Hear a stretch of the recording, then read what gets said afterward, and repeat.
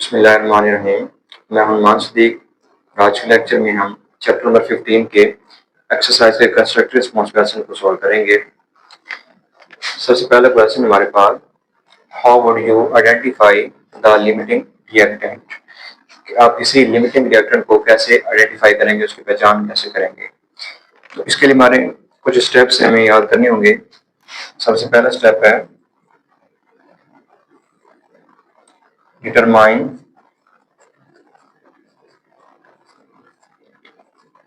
number of moles of reactant.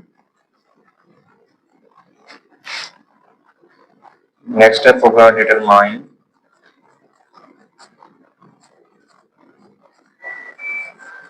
number of moles of product,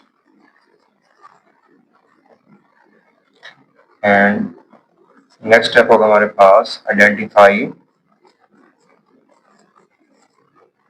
the reactant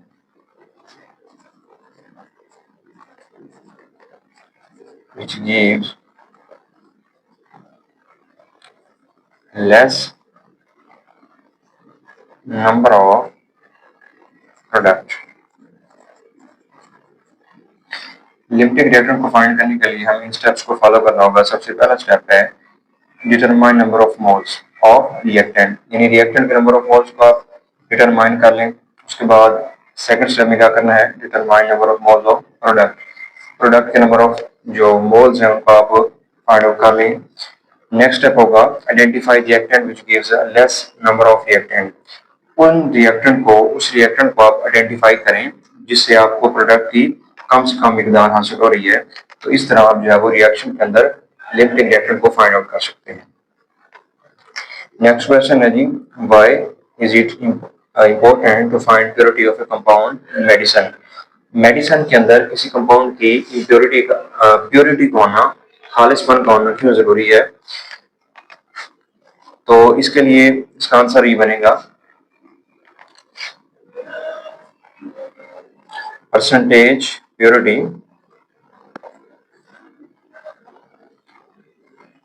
ensure the amount of pure compound in a sample। तो कुछ reason ऐसे होते हैं जिनकी वजह से मेडिसिन के अंदर प्योरिटी का होना, किसी भी कंपाउंड का प्योर होना बहुत जरूरी है। तो परसेंटेज प्योरिटी इस बात को यकीन दहानी करवाती है कि सैंपल के अंदर जो कंपाउंड है वो कितना प्योर है। इसके अलावा it ensure the dose that is given. Percentage purity से हमें जो है वो मेडिसिन की डोज के बारे में भी पता चलता है जो कि वो कितनी मिकदार में दी गई है। और इसके अलावा it also ensure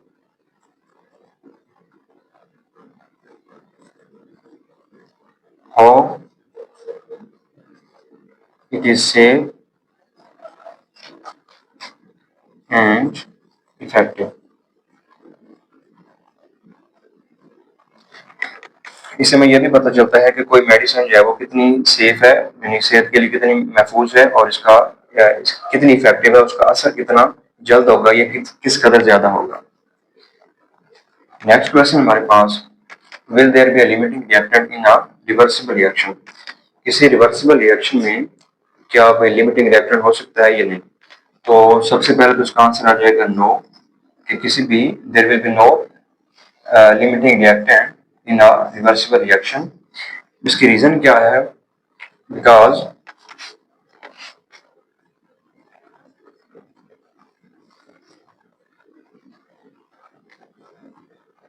reversible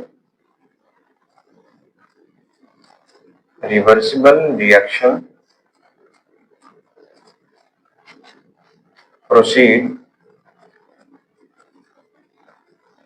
both in forward and backward direction until equilibrium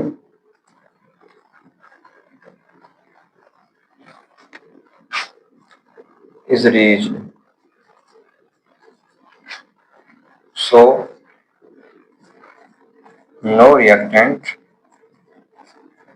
is completely used. इसकी रीजन ये है कि जो रिवर्सिबल रिएक्शन है वो दोनों डायरेक्शन में मूव करता है। वो आगे की डायरेक्शन में भी मूव कर रहा होता है, फॉरवर्ड डायरेक्शन में भी मूव करता है यानी, और बैकवर्ड डायरेक्शन में भी मूव कर रहा होता है। तो इस वजह से इसमें कोई भी रिएक्टेंट जो है वो कम्प्लीटली यूज नहीं होता। जब कोई रिएक्टेंट कम्प्लीटली यूज ही नहीं होगा तो इसे ये अंदाजा नहीं लगा सकते कि कौन सा रिएक्टेंट जो है वो लिमिटिंग रिएक्टेंट है। नेक्स्ट क्वेश्चन है, how would you know if formula is empirical और नॉट। तो ये हम चैप्टर के जो डेफिनेशन के अंदर भी पढ़ चुके हैं कि एम्पिरिकल फार्मूला क्या होता है, जो किसी भी एलिमेंट के अंदर एटम्स की, किसी भी कंपाउंड के अंदर एलिमेंट्स की सिंपलेस्ट होल नंबर रेशियो को शो करता है। तो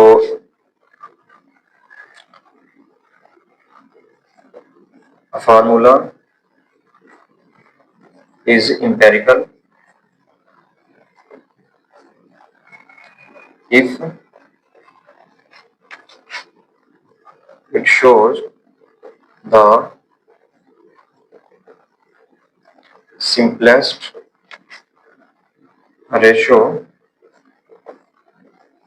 of atoms in a compound। Empirical formula कोई फार्मूला उस वक्त ही एम्पेरिकल फार्मूला होगा अगर वो कंपाउंड के अंदर एटम्स की सिंपलेस्ट रेशियो को शो करता है। If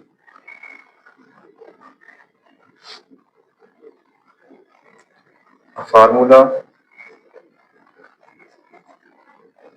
will not empirical if it represent the actual number of atoms। अगर तो फार्मूला जो है कंपाउंड के अंदर एक्चुअल नंबर ऑफ एटम्स को रिप्रेजेंट कर रहा है तो वो फार्मूला जो है वो एम्पिरिकल नहीं होगा। मिसाल के तौर पर हमारे पास एक एग्जांपल है C2H2 एसिटाइलिन का कंपाउंड है, लेकिन यहाँ पे इसमें दो ही कार्बन होते हैं और दो हाइड्रोजन होते हैं, तो ये इसका मॉलिक्यूलर फार्मूला है।